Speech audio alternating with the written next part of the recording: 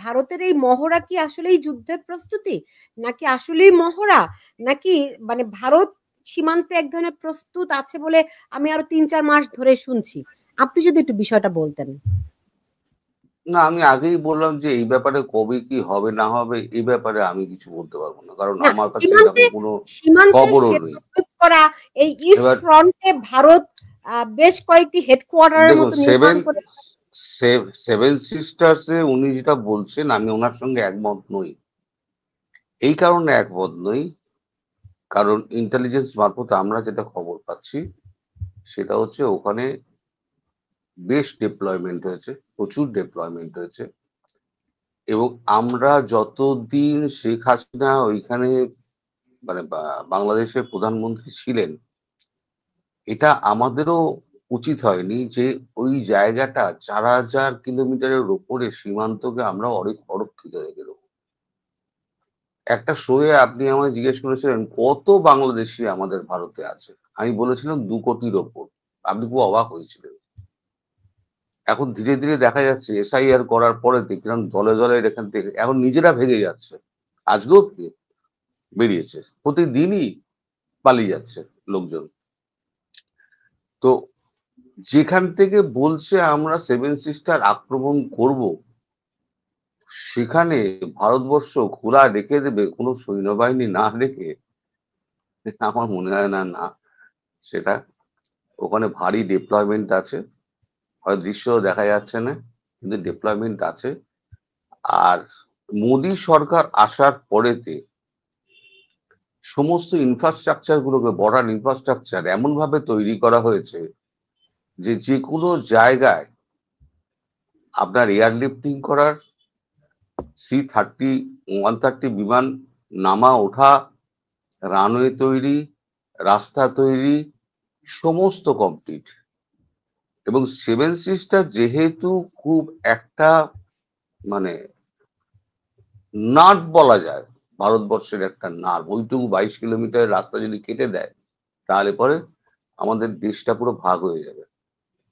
সেইখানে এই পরিস্থিতিতে ভারত চুপ করে বসে থাকবে ডিপ্লয়মেন্ট না করে, এটা আমি মানতে পারি না। ডিপ্লয়মেন্ট আছে ওখানে, প্রচুর ডিপ্লয়মেন্ট আছে। এখন দেখুন এই যে সমস্যা যেটা 22 কিলোমিটারে রয়েছে না, ভারতবর্ষ এবার পার্মানেন্টলি এটাকে সমাধান করবে। এটা হচ্ছে যদি লাগে, যদি এরকম কোনো দুর্ঘটনা ঘটে আদৌ, তাহলে পরে কিন্তু রংপুর হাতছাড়া হবে। এবং ওই যে আমরা মানে সেভেন সিস্টারের মালিক, আমাদের সমুদ্রের মালিকানা আমাদের, ওইটা ফেনী অব্দি কেটে দিয়ে ওটা নিয়ে নেবে। আপনি আজকে লিখে রেখে দিন, ডেট দিয়ে লিখে রেখে দিন, যদি আক্রমণ হয় তাহলে আমি গ্যারান্টি দিয়ে আপনাকে বলছি যে আপনার এই দিকে যাবে, ওই দিকেও যাবে, অখণ্ড বাংলাদেশ থাকবে না। এবারে যেমন মানলে পরে অখণ্ড পাকিস্তান থাকবে না। কারণ রাজনাথ সিং কিন্তু একটা কথা বলেছিলেন, সার্ক্লিক হয়ে করাচি যাওয়া যায়। ওদিকে বালুচিস্তান অশান্ত, আফগানিস্তানের বিদেশমন্ত্রী আমাদের কাছে এসেছিলেন, বাগরাম এয়ারবেস ভারতের হাতে তুলে দিয়েছে চুক্তি করে, সেখানে ইন্ডিয়ান সোলজার ডিপ্লয় হয়ে গেছে, রানওয়ে ঠিক করা হচ্ছে, পাকিস্তানকে 3 দিক দিয়ে ঘিরছে। এক হচ্ছে আপনার আফগানিস্তান, 2 হচ্ছে এদিকে তালিবান, টিটিপির সঙ্গে একটা হয়েছে, আন্ডারস্ট্যান্ডিং হয়েছে, এদিকে ইন্ডিয়া, 3 দিক দিয়ে ঘিরছে। একে সিন্ধের লোক স্বাধীনতা চাইছে, সিন্ধবাসী যারা, পিওজেকে যারা আছে তারা ওখানে স্বাধীনতা চাইছে। আমার উপস্থিত আমার বন্ধু নিশ্চয়ই বলতে পারবেন এটা, এই খবরগুলো তিনিও নিশ্চয়ই রাখেন। তো তারাও স্বাধীনতা চাইছে। বালুচিস্তানের স্বাধীনতা যে কোনো দিন ভারত যদি আক্রমণ করে, যে কোনো দিন ভারত স্বাধীন হয়ে যাবে। তাহলে একটা প্রদেশ গেল। গিলগিট যদি পিওজেকে যদি ভারত নিয়ে নেয়, ভারতের সঙ্গে যদি পিওজেকে মিলিয়ে নেয়, যদিও আমি অত্যন্ত বিরোধী এই অখণ্ড ভারতের, আমি অত্যন্ত বিরোধী। কারণ এই 20 মাইল ভেতরে ঢুকিয়ে নিয়ে আমাদের কোনো আমাদের শান্ত ভারতটা অশান্ত হয়ে যাবে। তো যাই হোক, তাহলে পরে গিলগিট বালতিস্তান নেবে যদি নেয়, মানে যদি এগুলো হয় তাহলে গিলগিট বালতিস্তান নেবে। গিলগিট বালতিস্তান নিলে সোজা ওখান থেকে বালুচিস্তান হয়ে, বালুচিস্তান ফ্রিডম ফ্রি হয়ে গেলে বালুচিস্তান হয়ে আফগানিস্তানের সঙ্গে সম্পর্ক ভালো, ওখান থেকে ইরান হয়ে তুর্কি হয়ে ইউরোপ। এটা হচ্ছে প্ল্যান। এবার সেটা কতটা বাস্তবায়িত হবে, কতটা হবে না, সেটা আমি এখন বলতে পারবো না, কারণ আমি তো সরকারের অংশ না। জি, জি, সেটাই বলতে বুঝতে পারবো। পেরেছি। আর ধরেন ছোটবেলা থেকেই শুনি বেলুচিস্তান স্বাধীন হয়ে যাচ্ছে, হ্যাঁ, একদম ছোটবেলা থেকে শুনছি, তো এখনো হয়নি। 65 সালে তো একটা বিদ্রোহ হয়েছিল বেলুচিস্তানে, যেটা হয়েছিল জেনারেল জিয়া খান খুব ব্লাডিলি সাপ্রেস করেন, যেই কারণে তার নাম ছিল বুচার অফ বেলুচিস্তান। জি, তারপরে বাংলাদেশে এসে তার নাম হয়ে গেল বুচার অফ বাংলাদেশ। রাইট। যেখানে যাই সেখানে সে বুচার ছিল আর কি। তো এখন এই যে রোডম্যাপের কথা বললেন তরুণ ঘোষ, সাবির মুস্তাফা, আপনার কাছে কি মনে হয় এটা কি ভারতের স্বপ্ন? এটা আমার মনে হয় একটু একটু কল্পনা প্রসূত। এখন পর্যন্ত বাগরাম এয়ারবেস ভারতকে দিয়েছেন কোনো প্রমাণ বা কোনো এমনকি কোনো ক্রেডিবল রিপোর্ট আমি দেখি নাই কোথাও। এবং আমাদের একজন কলিগ শুভজিৎ বাগচি, আপনি হয়তো চেনেন তরুণ ঘোষ, তিনি বিবিসি বাংলা রিপোর্ট, প্রায় 1 মাস আফগানিস্তানে আছেন। সে ওই প্রথম আলোতে রিপোর্টিং এর জন্য গেছেন, গিয়ে এবং তাদের একজন মন্ত্রীকে ইন্টারভিউ করেছেন এবং মন্ত্রী পরিষ্কার বলে দিয়েছে যে আফগানিস্তান ভারতের হয়ে পাকিস্তানের বিরুদ্ধে লড়বে না, অথবা পাকিস্তানের হয়ে ভারতের বিরুদ্ধেও লড়বে না। অর্থাৎ তার একটা দুই দেশের মধ্যে একটা নিউট্রাল অবস্থানে থাকতে চান। তো সেই অবস্থায় এটা যদি সত্য কথা হয়, তাহলে সেই অবস্থায় বাগরাম এয়ারবেসটাকে ভারতকে দেবে আমার সেটা মনে হয় না। তবে হ্যাঁ, বালুচিস্তান, পাকিস্তানের অবস্থা বালুচিস্তানের খুবই নাজুক এবং এইটাই ভারত এক্সপ্লয়েট করার চেষ্টা করবে। সিন্ধ বা আজাদ কাশ্মীর বা পিওকে, পাকিস্তান কন্ট্রোল কাশ্মীর, সেগুলো পরের কথা, কিন্তু বালুচিস্তান আমার মনে হয় অনেক অ্যাডভান্স স্টেজে আছে। একটা ওখানে যে বিদ্রোহ চলছে, শুধুমাত্র চীনের একটা স্বার্থ আছে গোয়াদর পোর্ট, কারণ চীনের একটা হাইওয়ে সেই গিলগিট থেকে এসে গোয়াদর পোর্ট পর্যন্ত গেছে তাদের বেল্ট অ্যান্ড রোড প্রকল্পের অংশ হিসাবে। সেজন্য চীনের একটা বড় স্বার্থ আছে বালুচিস্তানে। সেজন্য হয়তো চীনকে কিছু টাইট দেওয়ার জন্য হয়তো অন্যান্য দেশও ভারতের সাথে সহযোগিতা করতে পারে বালুচিস্তানে থেকে পাকিস্তানের হাত থেকে বিচ্ছিন্ন করার জন্য। কিন্তু সেগুলো আমার মনে হয় এখনো মানে বাস্তবায়নের পর্যায়ে ম্যাচিওর করার জায়গায় এখন আসেনি। আর ভারত তো বিশাল দেশ, ভারতের নিজেরও তো অনেক সমস্যা আছে, কাশ্মীরের সমস্যা আছে, নর্থ ইস্টের সমস্যা আছে, এবং ভারতের তারপরে তাদের চীনকে নিয়ে মাথা ঘামাতে হয়। এটা তো শুধু পাকিস্তান না, চীন, এখন আবার বাংলাদেশ আরেকটা সমস্যা এসে জুটেছে।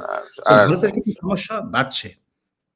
এখন আমেরিকা যখন ভারতের সঙ্গে সামরিক চুক্তি করলো, আপনার কাছে কি মনে হয় এতে করে চায়নার সঙ্গে দূরত্ব বাড়লো নাকি কমলো?